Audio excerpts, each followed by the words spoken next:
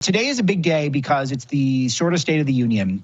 And the White House has sent me some highlights of what we're anticipating. We're not going to Bigfoot Trump here. So these are going to be roughly what we're looking at. But the theme of the speech is the renewal of the American dream. There's breaking news here on the Charlie Kirk Show. 4 main parts of the speech can be broken out into 4 parts as far as we know. Trump is going to review his accomplishments from his first months, and I've got a long list of what those are, and a lot of them are going to be border-related. A lot of them are going to be things like stop hospitals not giving out puberty blockers, banning men from women's sports.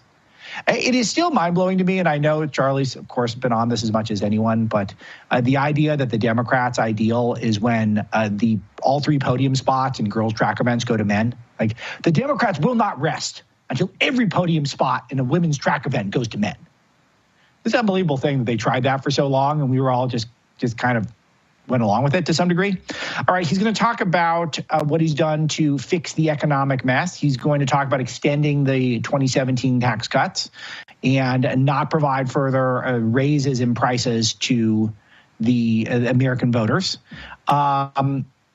It'll be interesting to see if the Democrats applaud that, if Democrats want your taxes to go up, essentially.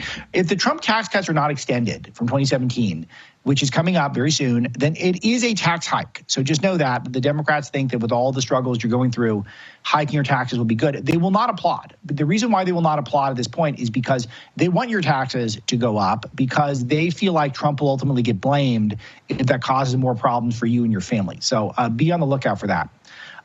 Trump is going to push Congress to pass more funding for deportations and continue to build the wall.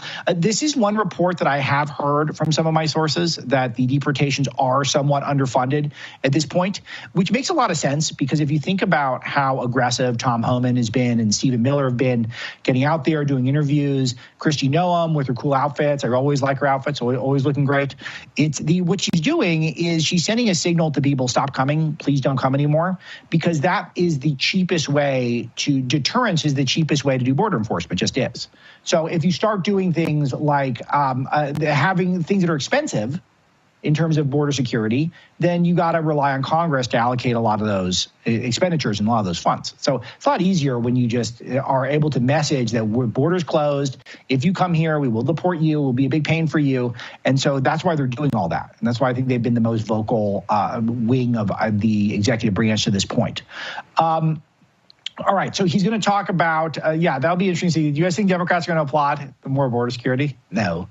And he's also going to outline his peace plans, which I think is something I'm really looking forward to. I think that Trump has a unique ability to bring peace to Eastern Europe as well as the Middle East. I think that the Middle Eastern countries, via a Abraham Accord extension, could potentially, everyone benefits from it. Literally every country could benefit. I'm hoping he does a little bit on Gaza Lago. I really want to see him take over Gaza Lago. You guys saw that AI video from earlier in the week. Trump Gaza #1. It was so good. I would love to see if he could put up some golf courses there. We're building golf courses in Gaza. If he does not announce a Gaza golf course, then I'm going to be a little disappointed. I don't know if he'll do that the first year, but that's in my heart. That's what I want the most. Of course, he's going to talk about tariffs. The Wall Street Journal is calling him stupid or something. We have a Trudeau clip quoting the Wall Street Journal. We got Cut 99. Will you guys play Cut 99 for me? I'm going to watch this. Now, it's not in my habit to agree with the Wall Street Journal. But Donald, they point out that even though you're a very smart guy, this is a very dumb thing to do. Yeah, so it's dumb all those pharmaceutical companies that are going to be building plants here. It's dumb that Honda's building a Civic plant here. It's dumb that HP's announced they're going to build a plant here. All these plants are getting built in Mexico and China. Now they're not. So it's not dumb. It might be something you disagree with, but Trudeau is, look, he's a nothing. He's about to go away, and he's been beaten by Trump. He's been vanquished by Trump already. We could annex Canada as the 51st and I believe 52nd state as well, the great state of Canada, the great states of Canada, I think. You got to leave some of the libs behind, but we're going to take a bunch of the good guys. But him calling Trump dumb, that's not going to, I think, be a good negotiating standpoint. If you guys want something from Trump, do you think calling him dumb would be the right move? So Wall Street Journal, very upset editorial board. They really don't like it. We know they don't like tariffs. This is the whole issue that I think the establishment Republicans have a religious belief in tariffs. Despite how bad NAFTA was and Trump basically redid it with the USMCA, we need to reset global trade. It has not worked out well for America. Part of the reason J.D. Vance is vice president is because of NAFTA, which was both establishments, especially Republicans, put this trade in place, this trade scheme, which basically outsourced American manufacturing around the world, and it gutted towns like the one Vance grew up in. And that's part of his rise. And that always resonated with Trump. Trump has always spoken to those people in our working class. And those are not the people who are getting crushed by a one bad day in the stock market today. They don't care. They want the tariffs. We like tariffs now. The polls they're popular. Even Republicans, we like tariffs now.